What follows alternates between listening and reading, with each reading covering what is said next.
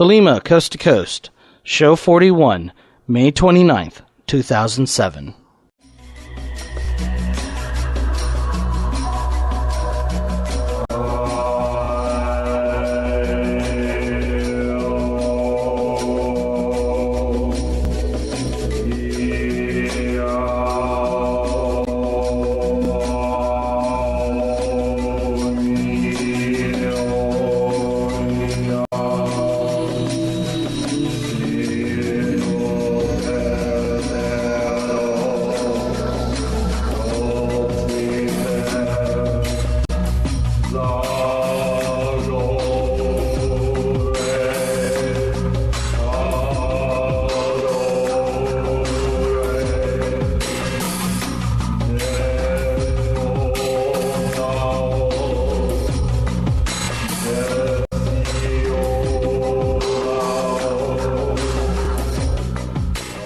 Do what thou wilt should be the whole of the law. Welcome to Thelema Coast to Coast. My name is John Crow, and I'm the host of the show. Before getting into the show, I want to remind listeners there are numerous ways to get in touch with me. The first is via email, podcast@thelemacoasttocoast.com. The next is via the website at www.thelemacoasttocoast.com. Next is physical mail, and you can write me at Thelema Coast to Coast, care of John Crow, P.O. Box 7045, Marietta, Georgia, Marietta, 30065, and that's in the USA. Also, there is a voicemail, area code 206-600-5782. And there are other ways like the MySpace page at www.myspace.com/Thelema Coast to Coast. You can search for Thelema Coast to Coast on Frapper, or you can go to the website and click on the Frapper map. And, of course, I still have the ongoing promotion of send a postcard to the show at Thelema Coast to Coast, care of John Crow, etc. And I will send you a Thelema Coast to Coast sticker. I have about 50 of those left, so they're going quickly. So, the obvious aspect of the show is that it hasn't been out in 2 months. So, yeah. I appreciate all of the emails that people have been sending, saying how they like the show and that they're looking forward to the next podcast coming out. Well, here it is. And basically what's going on is I'm going through some significant changes in my life. I talked about it in the last podcast. I've finished my undergraduate degree, and now I'm going to be going to grad school in Europe in about 2.5 months. I'm going to be moving to Amsterdam in mid-August. So if there are any Amsterdam listeners out there, send me an email, because I would love to get together and say hi in mid-August. I'm probably going to be in Amsterdam around August 17th or 18th, somewhere around there. It's still kind of tentative, but that's about the time I'm going to be there. So that has some significant implications on the podcast. I'm not sure where the podcast is going to go. I'm going to keep releasing them as I can until I go. So that means for June and July. And then from there, I don't know how it's going to progress. It might come out when it comes out. I might stop it altogether. That was actually my initial thought, to stop it altogether. But I'm not sure that's what I'm going to do. I don't know. One thing that will be changing is the website will be changing. I'm going to change it from kind of a forum-based site. I'm just going to get a simple hosting plan, and I'm going to move it over to WordPress. The feed will still be the same, so you don't need to update any of your RSS feed catchers or anything. But I'm going to kind of remove the forums and that kind of interactivity and stuff. I'm still going to have the postcards listed. I'm still going to have links to the various sponsors and or MySpace, etc. But I'm going to be removing a lot of the username password. That stuff just isn't used that much, and everything in that CMS is based on ASP, and I want to move to a simpler CMS system. So, hang in there and keep the feed. I will definitely be putting stuff out for the next 2 months, and then starting in August and September. I'm not sure how things are going to change, but, hang in there with me, and I'll do what I can, and I definitely will keep you informed with my thoughts as we progress. All right, so that's kind of where things are at. Since the podcast has been on hiatus for about 2 months, I decided to have an extra long podcast. So this one's going to be about 2 hours. I know that's a larger download, but lots of listening fun. So on today's show, I have an interview with Jon Sewell. He is producing the Rite of Venus in Seattle, and he was on the show before when he was talking about his Rite of Luna. So we have him back on talking about his newest production, Crowley's Rite of Venus. Then I have about a half an hour discussion with Keith 418 about leadership in the OTO, the Thelemic community, and many other kind of subjects and tangents from that. And then lastly, I have an interview with Frater W.I.T. He's written a book called Enochian Initiation, and he and I talk a lot about the book, some technical aspects of Enochian, personal preferences, ideological basis of approaching magical work, a number of things like that. So it's actually a very interesting interview, and it touches on a lot of different things. So before getting into that, I want to get into the listener feedback. I received, like I said, a tremendous amount of emails of just support and well wishes and congratulations on 2 years and so forth. So thanks to all of those. But I've got 3 emails I'm going to read and 4 voicemails. I think it's 4. So I'm going to jump into the email first, and then I'll do the voicemails. The first one is from listeners Peter and Christina. They're down in Australia.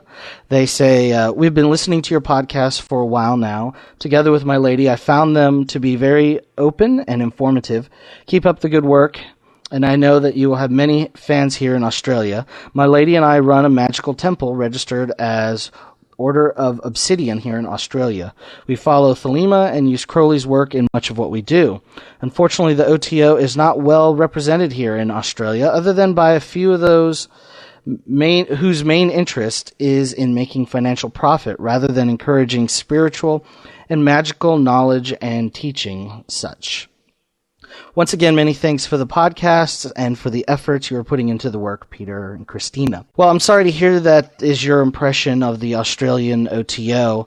I know there's a number of mixed opinions. There's lots of people out there who think that the Australian OTO is doing a really good job, and obviously there's some who don't. And maybe that's something that the OTO will look at and how it's being perceived and how it's operating in Australia. I don't know. I'm here in the States, so I have no opinion about it whatsoever. If any other Australian listeners are out there and want to make comments, feel free to email and or leave voicemail. All right, the next one is from a listener named Doshinto. And he writes, I enjoy the show for the most part, John, but I can't stand Keith 418's whining all the time. His voice is so irritating. I feel like cringing. Does he have to be so emotional and indignant? If he hates the Order so much, why doesn't he just let it go? Well, Doshinto, I think you have the wrong impression of Keith's attitude about the Order. I think it's actually quite the opposite. He doesn't hate the Order, he loves the Order, and he hates seeing what the current leadership is doing to the Order and how they're really ruining it in many ways. And so that's why he and I talk about the things that are going wrong in the OTO and how it's hurting the Order and the Thelemic community. And if you don't like his voice, I'm sorry, there's not much he can do about that. And if you really don't like his message and everything, it's an MP3. Feel free to fast forward over it. All right. The next email is from William. I have to compliment you on the quality of your show. I've downloaded them all from iTunes, and I'm working my way from the oldest to the newest. Episode 23 was fantastic, and for reasons that might surprise you. You answered an email from Will about when do I start doing my rituals. You answered now, and went into an explanation of how important it is to do the work right away. Get started. Then you went into a detailed explanation of the uses of the magical journal. Well, that advice hit me right where I was in terms of my spiritual work and how I'd been goofing off. Within an hour, I'd started my own journal and was getting my practice organized. Then you had a conversation with Keith 418 about the mentor-student relationship, one of the best explanations of the phenomenon I've ever heard. It was clear, mature, practical, and reasonable. Some of the simplest and most useful wisdom on an important subject I've ever heard. I would recommend this episode to anyone working in any spiritual path. And I mean any. You see, I'm not a Thelemite. I'm not a pagan. I'm not even an occultist. I'm a practicing Christian with a slight mystical bent whose path is, in most ways, orthodox and mainstream. Yet the wisdom of that episode was so wise and deep and practical that it hit me right where I needed to be hit, overriding any differences of spiritual path. Many thanks for a great resource. I will continue to listen and learn. Blessings, William. Well, William, thank you very much for listening to the show. I'm glad that was very useful, and I think you hit upon something that's really important. The unique is actually universal. What we talk about when we talk about the OTO, or the Thelemic community, actually has implications that are wide-reaching. Our criticisms or observations about the order are also criticisms and observations about the nation and the national government, or any organization. I hear from pagans all the time saying that the issues that we discuss and that the OTO has are also issues within the pagan community. And I would assume that they're issues within all religious communities. And our criticisms of modernity are very wide-reaching. And our discussions of class obviously have implications everywhere, not just within the OTO. So when you look at practice and when you look at theory, and you discuss those topics, they definitely have wide-reaching implications. So thank you for sending the email, William, and pointing that out and reminding us. And I hope you keep listening and send more feedback in the future. All right, now we're going to move into the voicemail. The first one is from a listener named, I think it was Soren. Hi, John. This is Soren. I'm calling about the interview you had with Keith 418 about the unavailability of the Crowley published works. And I just had a few comments on that. The first comment I want to make is that people don't want to buy it anymore. It's all old public domain stuff. Anyone who wants any of the old Crowley texts can just go to sacredtext.com and download whatever they want. They don't have to go to a bookstore. They don't have to wait. So the OTO, in that sense, isn't going to be selling to new people, or isn't going to be attracting anyone new. Only people who know what this is. Someone who does a random Google search on Aleister Crowley is going to pull up all these texts, whereas if you go to a bookstore, or even if do a random Google search on magic, they're going to come with all this stuff, or occultism, or whatever.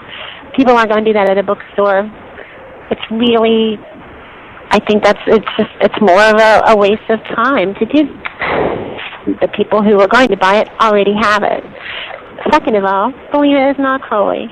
You know, who cares about some obscure letters that he's got published out there, or who cares that, some certain object, some certain document isn't published or whatever. I'd rather see new works by other people besides Crowley, like more works by OTO members such as Juan Milo or Jim Wasserman or whoever. And really, I'd rather see him spending the money to interest new people than sell people another collection of Crowley's sex diaries. You can look at the way a Christian church would handle it. They don't make their money or whatever by selling copies of the Bible again to the same people. They do it by giving their congregants something worth their time, which in my mind, I think that another book isn't what it is. If the OTO wants to make money, hold more events, attract new members, make every event that people go to memorable, give them something worth their money. Don't, just throw a book out there. Just reading. The magic is in the person, not in the text. Love is the law of underworld. Well, thank you very much for sending that voicemail. Well, obviously, I pretty much disagree with everything you say, but that's okay. And I'm going to tell you why, though. First of all, the attitude that the books are all online really ignores the issue of quality. Most of the books that are online, the texts are poorly typeset and or they are full of errors. Now, I will note that there is a project by the OTO and